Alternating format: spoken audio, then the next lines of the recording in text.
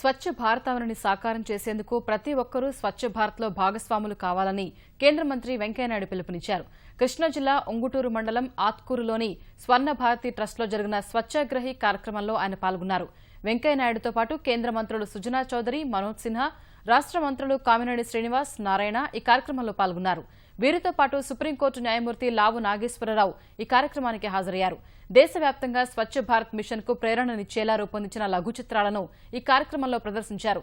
అనంతరం స్వర్ణ భారతి ట్రస్ట్లో దసరా ఉత్సవాలు ఘనంగా నిర్వహించారు. జనాందోళన వైపు ఈ ఉద్యమం నడుస్తోంది. దేశవ్యాప్తంగా అనేక మంది ఉత్సాహంగా ఈ కార్యక్రమాలు పాల్గొంటున్నారు. కర్ణాటకలో కొప్పల్ జిల్లాలో ఒక అమ్మాయి, లావణ్య అనే అమ్మాయి, 14 సంవత్సరాల అమ్మాయి, ఊళ్ళో అందరూ టాయిలెట్ గడుచుకోకపోతే నేను ఫోన్ చేయాలని కూర్చుంది. అందరు నవ్వారు, నువ్వు ఫోన్ చేయకపోతే మాయమంటే. 1 రోజు అయింది, 2 రోజులు అయింది, 3 రోజులు అయింది. మొత్తం గ్రామంలో పిల్లలందరూ కూడా అదే కార్యక్రమం చేపట్టారు.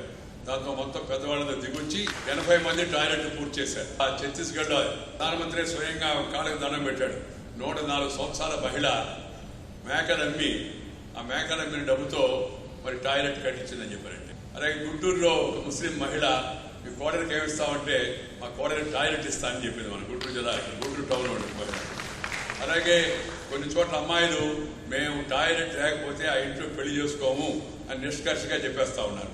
అలాగే కొన్ని చోట్ల యువకులు ఇళ్ళు తిరిగి ప్రచారం చేస్తున్నారు. అహ్మదాబాద్ లో ఒక ముసలాం ఉంది. నాకు మోడీ గారు చెప్పారు రోజు నువ్వు ఆమెను కలవాలని. ఆమెకు 102 ఏళ్ళు వయసు. ఏం చేస్తుందంటే ఆమె ప్రతిరోజు ఇంటింటికి వెళ్ళి ఓపికగా ఇప్పటికి కూడా ఇంటి బయట చెత్తబొట్టు ఉందా లేదా అని చూసి ఇంటి వాళ్ళకి చెప్తుందట, చెత్తబొట్టు పెట్టండి. అది పెద్ద కార్యక్రమం చేస్తున్నాను. అలాంటి ఉదాహరణలు అనేకం మనకి దేశంలో ఇవాళ ఉన్నాయి. ప్రధానమంత్రి ఈజ్ ద గ్రేటెస్ట్ కమ్యూనికేటర్. ఆయన దేశ ప్రజలతో నేరుగా మాట్లాడతాడు. ఆయన చెప్తే జనం వింటారు. ముసలోళ్ళు వింటారు, చిన్నవాళ్ళు వింటారు, పెద్దవాళ్ళు వింటారు. ఆయన ఇంకో వాడు కూడా చెప్పాడు, నాకు అందరూ ఐకాన్స్కి రాయండి. సో నేను సినిమా వాళ్ళకి రాశాను, క్రికెట్ వాళ్ళకి రాశాను, స్పోర్ట్స్ వాళ్ళకి రాశాను, వ్యాపారస్తులకు రాశాను, పత్రికల వాళ్ళకి రాశాను, టీవీ ఛానల్స్ వాళ్ళకి రాశాను. మన ఆంధ్రప్రదేశ్లో ముఖ్యంగా మరి ఈనాడు పత్రిక శ్రీ రామోజీరావు గారు శ్రద్ధ తీసుకుని తన విలువైన పత్రికలో స్పేస్ అని ఈనాడులో పేజీ అడ్వర్టైజ్ చేయాలంటే 50 లక్షలు 60 లక్షలు అవుతుంది. మీ అందరికి ఆశ్చర్యం. మొత్తం రాష్ట్రం అంతా అడ్వర్టైజ్ చేయాలంటే ఒక రోజుకి 52 లక్షలు అవుతుంది. అలాంటి పేపర్లో ఆయన ఈ స్వచ్ఛ భారతాన్ని గురించి వచ్చిన మంచి వార్తలన్నీ, మంచి ఉదాహరణలన్నీ ప్రఖ్యాతంగా దాన్ని ప్రచురిస్తూ ఉన్నారు. చాలా వరకు వారికి అభినందనలు. ఆయన్ని ఆదర్శంగా తీసుకుని మిగతా వాళ్ళు కూడా దారిలో పోవాల్సి ఉంది. టెలివిజన్ ఈ టీవీలో కూడా చూస్తున్నారు. అందుకని మనం సమాజంలో ఉన్న అందరూ కూడా, ముఖ్యులు ప్రతి గ్రామంలో కూడా మీరందరూ కూడా దాంతో పాటు ఆ కార్యక్రమంలో భాగస్వాములు కావాలని మిమ్మల్ని అందరినీ కోరుతా ఉన్నాం. ఈ స్వచ్ఛ భారత్ అనౌన్స్ చేసిన తర్వాత నేను కూడా మా ఊరిని అడాప్ట్ చేసుకున్నాను. 450-500 మరుగుదొడ్లు అవసరం ఉండింది. 2 సంవత్సరాల నుంచి ఈ 450 మరుగుదొడ్లు కంప్లీట్ చేయడానికి చాలా కష్టపడుతున్నాం. ఇంటింటికి వెళ్ళి డబ్బులు మీరు ఏది ఒక పైసా కూడా పెట్టాల్సిన అవసరం లేదు. గవర్నమెంట్ డబ్బులు ఇస్తుంది. ఆ మిగతా డబ్బులు నేను ఇస్తున్నాను, వెంటనే మరుగుదొడ్లు పెట్టుకోమంటే ఇప్పుడు ఇంకా ఒక 120 ఫ్యామిలీస్ దానికి సిద్ధంగా లేవు.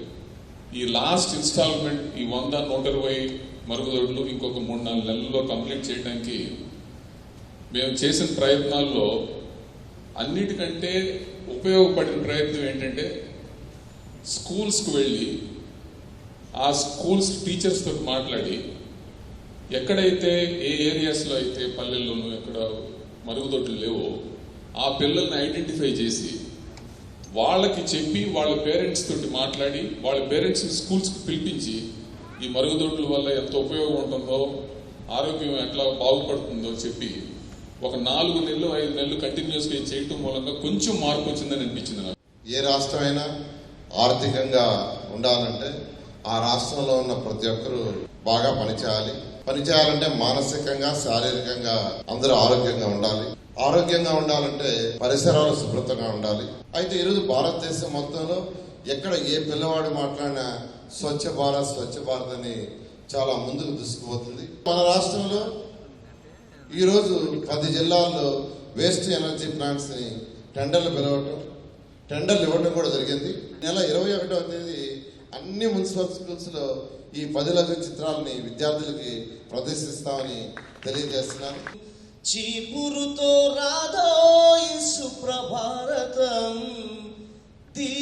సాధించే లక్ష్యమే స్వచ్ఛ భారతం. హృదయంలో ఉండాలోయ్ స్వచ్ఛ భారతం.